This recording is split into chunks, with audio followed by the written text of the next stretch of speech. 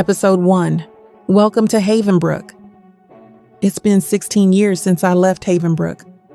16 years since the night they tried to erase me. Back then, this town was a master of smiling sweetly and stabbing sharply. But they didn't kill me. They just gave me time. Time to heal. Time to plan. Time to return. As I drive down Magnolia Drive, the trees blur past like ghosts. The church still leans crookedly on the corner. The corner store still has that rusted-out Coke sign. The air smells like damp earth and secrets. It's like nothing has changed. And yet, everything has, including me. My name is Reagan Stone now. My face is different. My voice has dropped into something colder. Sharper. I glance at myself in the mirror. Same eyes, different skin. I became the kind of woman no one would question. No one would recognize. The school comes into view like a monster I used to fear. Red bricks, faded banners, still standing proud like it didn't swallow me whole.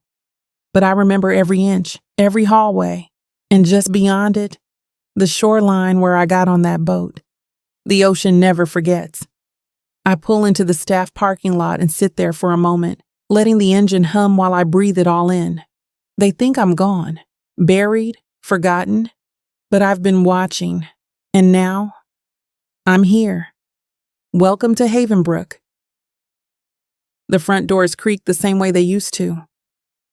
I step inside, and for a moment, it feels like I've walked into a memory I never asked to keep. The air is thick with old disinfectant and teenage perfume. The lights buzz faintly overhead, flickering like they're trying to warn me. I walk up to the front desk. Mrs. Langston is still here, gray hair now, but same thick glasses perched on the edge of her nose. She looks up, squints a little, then smiles.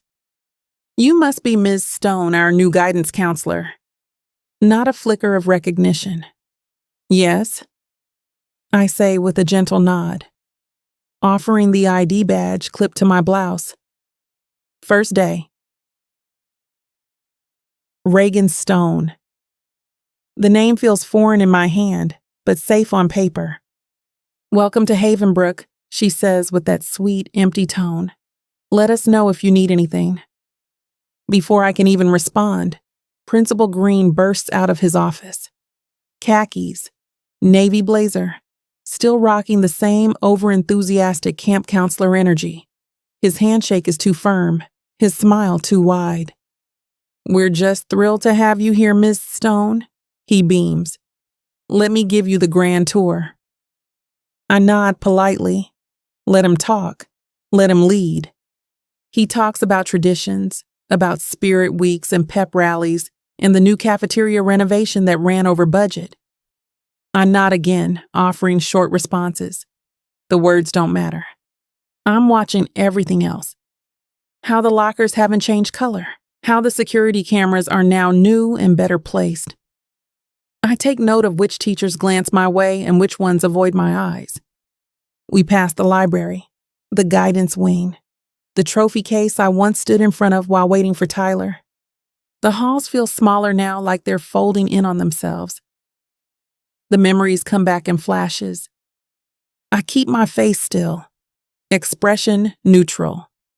I say things like, "That sounds wonderful," and "excited to be here," when prompted.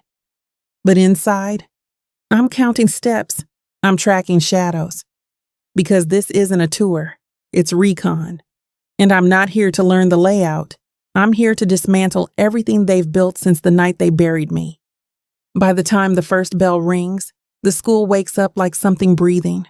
Doors slam open, shoes squeak against tile, and the air thickens with teenage energy, urgent, chaotic, loud. I watch it all from the edge of the hallway, like a ghost haunting her old life. And then I see him. Jackson Wells.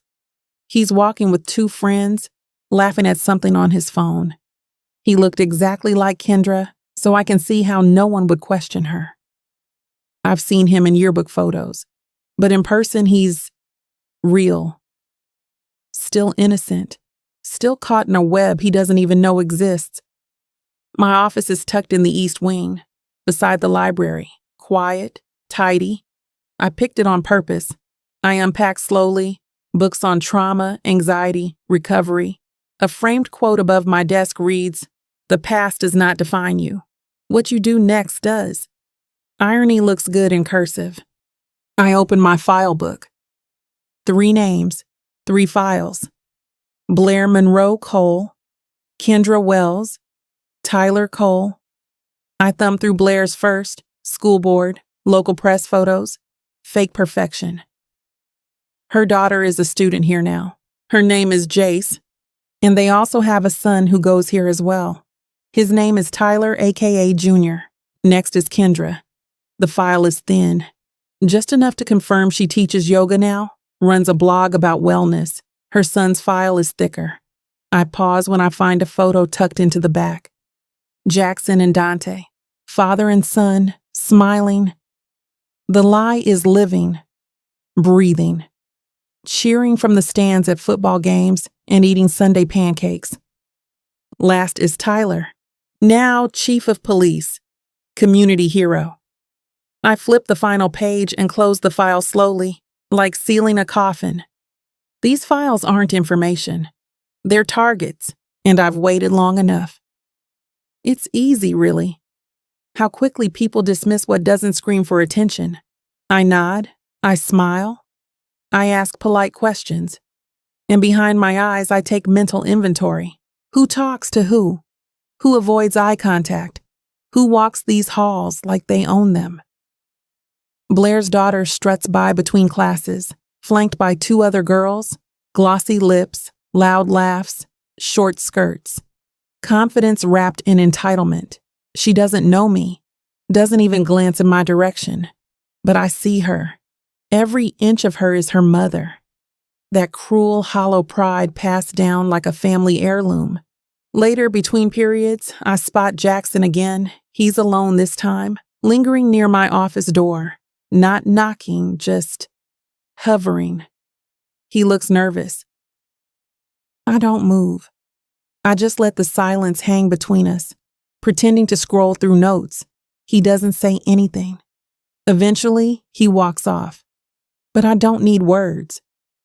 Their kids are carrying pieces of that night in their DNA. That fear, that arrogance, that violence wrapped in charm. They don't know what I remember.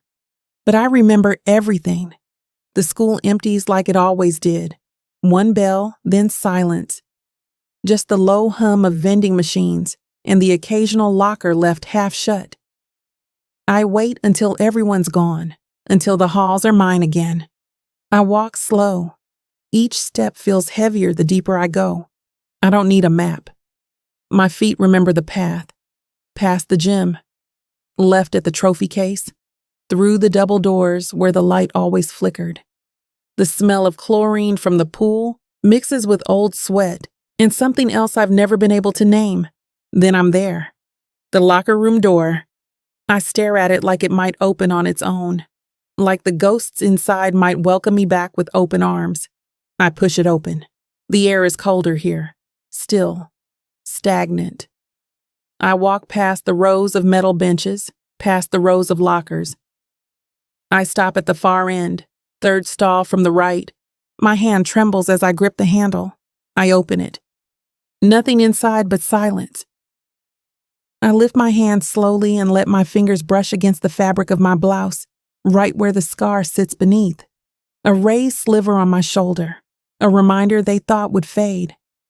The air shifted the moment I stepped outside. Rain blurs the edges of the day, washing the sidewalk, the parking lot, the past. I walk slowly toward my car, the echo of my heels drowned out by the growing storm. The school behind me stands still. My fingers curl at my sides.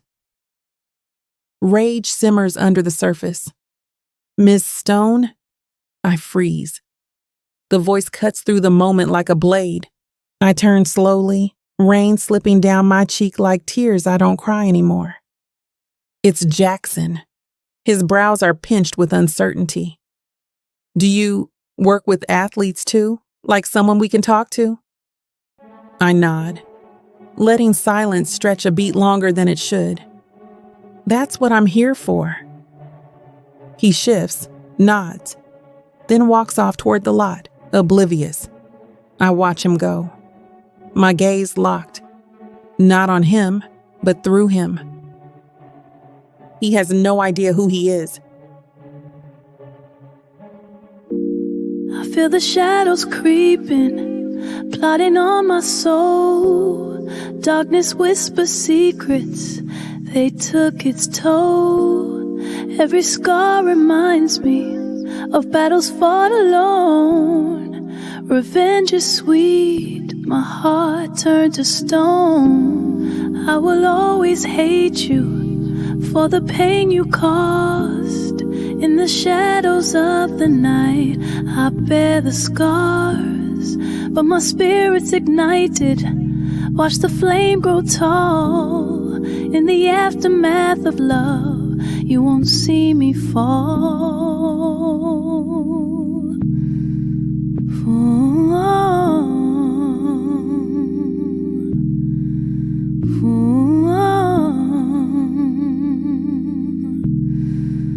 For